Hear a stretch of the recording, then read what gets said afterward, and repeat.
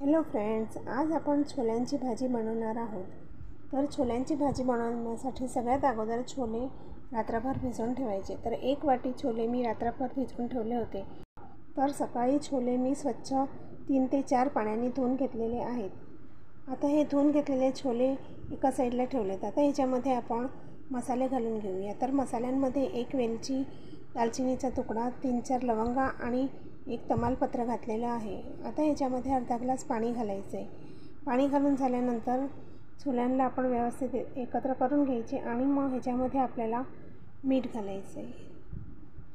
तर मीठ घातल्यानंतर पाणी आपण व्यवस्थित हलवून घ्यायचं आणि ह्याच्या आता आपण कुकरमध्ये 5 शिट्या करून घ्यायच्या। 5 शिट्यांमध्ये छोले व्यवस्थित शिजून जातात। तर 5 शिट्या झाल्यानंतर छोले एकदम व्यवस्थित शिजलेले आहेत, मऊ झालेले आहेत। तर आता छोले बनवायसाठी इथे मी कढईमध्ये तेल गरम करून घेतलं आहे। तर 2 चमचे तेल मी गरम करून घेतलेलं आहे। आता हे तेलामध्ये आपल्याला जिरं घालायचं आहे। तर 1 चमचाभर जिरं मी घातलेलं आहे। तेल गरम झालेलं होतं म्हणून जिरं पटकन फुललेलं आहे। आता जिरं छान फुललं। आता ह्याच्यामध्ये आपल्याला कांदा घालायचा आहे। तर कांद्याची इथे मी पेस्ट करून घेतलेली आहे। 2 कांद्यांची पेस्ट मी मिक्सरमध्ये करून घेतलेली। आता ही कांद्याची पेस्ट आपल्याला तेलामध्ये चांगली परतून घ्यायची आहे। तर कांद्याची पेस्ट मी तेलामध्ये चांगली बदामी होतोसर परतून घेतलेली आहे। कांद्याची पेस्ट बदामी झाली का ह्याच्यामध्ये आपल्याला 1 चमचा आलं लसणीची पेस्ट घालायची।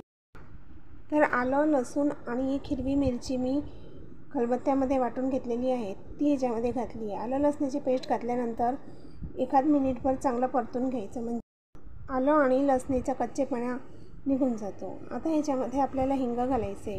हिंग घालून आणखीन 1 वेळा छान मिक्स करून घेऊया। तर हे व्यवस्थित छान परतून झालेलं आहे। आता ह्याच्यामध्ये आपण टमाटा घालायचा आहे। तर टमाटा मी ग्रेटरने ग्रेट करून घेतलेला आहे। इथे मी 2 टमाटे ग्रेटरने ग्रेट करून घेतले आणि ते आता ह्या कांद्यामध्ये आपल्याला घातल्यानंतर त्यांना पण आपण चांगले परतून घ्यायचे। तर टमाटा पण आता चांगला परतून झालेला आहे। आता हे छान परतल्यानंतर ह्याला तेल सुटलेलं आहे। ह्याच्यामध्ये आता मीठ घालून घ्यायचे। मीठ घातल्यानंतर 1 वेळा आणखीन मिक्स करून घ्यायचे। तर मीठ घातल्यानंतर मी छान मिक्स करून घेतलेलं आहे। आता ह्या मसाल्याला आपण झाकण ठेवून 1-5 मिनिटं शिजवून घेऊया। तर आता आपला हा मसाला व्यवस्थित शिजलेला दिसतोय। 5 मिनिटं झालेले आहेत। 5 मिनिटांनंतर झाकण काढून घ्यायचं आहे।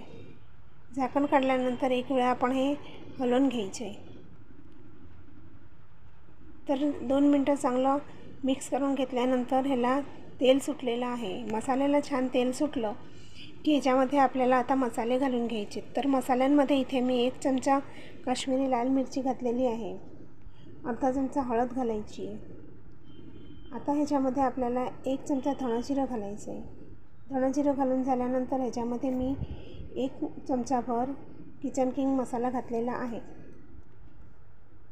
आता सगळे मसाले घातल्यानंतर मसाले आपण कांदा आणि टमाट्याबरोबर मिक्स करून घ्यायचे।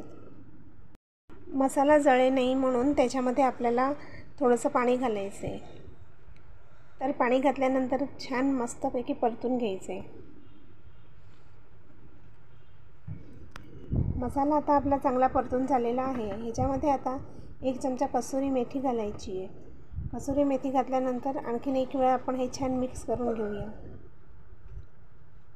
तर आता आपला मसाला छान परतून झालेला आहे। मसाला परतून झाला की ह्याच्यामध्ये आपल्याला 1 बाफलेला बटाटा कुस्करून घालायचा आहे।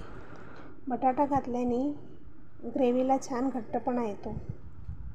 तर बटाटा घालून पण बटाटा आपल्याला छान मिक्स करून घ्यायचा आहे। तर बटाटा इथे आता मी व्यवस्थित मिक्स करून घेतलेला आहे। आता आपण जे छोले वाफवून ठेवलेत ते छोले आपल्याला ह्याच्यामध्ये घालायचे। तर छोले घातल्यानंतर हे व्यवस्थित 1 वेळा छान मिक्स करून घेऊया। आणि हे आता व्यवस्थित मिक्स करून झालेलं आहे। तुम्ही बघू शकता ह्याला किती छान घट्टपणा आलेला आहे। तर आता छोल्यांमध्ये आपल्याला आवडीप्रमाणे पाणी घालायचं आहे।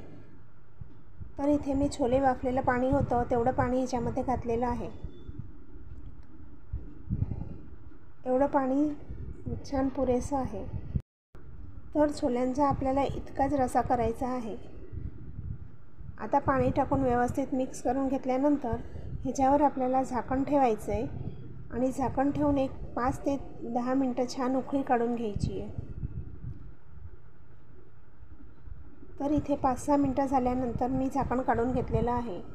वर मस्त तरी आलेली आहे. आपली आता छोल्यांची भाजी तयार झाली आहे.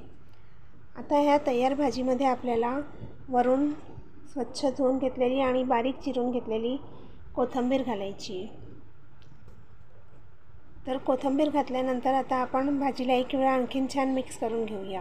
कोथिंबीर आपल्याला घातल्यानंतर मिक्स करायची, नाहीतर कोथिंबीर वरच्यावर काळी पडते. तर कोथिंबीर घातल्यानंतर भाजीवर आणखीन आपण झाकण ठेवायचं आहे आणि एक 2 मिनटं शिजून द्यायची. तर 2 मिनटं झाकण ठेवल्यानंतर भाजी आपली आता छान शिजलेली आहे. छोल्यांची भाजी आपली तयार झालेली आहे. तर तुम्हाला माझी छोले चण्यांची भाजी कशी वाटली? रेसिपी जर आवडली असेल तर व्हिडिओला लाईक करा, शेअर करा आणि चॅनलवर जर नवीन असाल तर चॅनलला सबस्क्राईब करायला विसरू नका. व्हिडिओला शेवटपर्यंत बघण्यासाठी थँक्यू.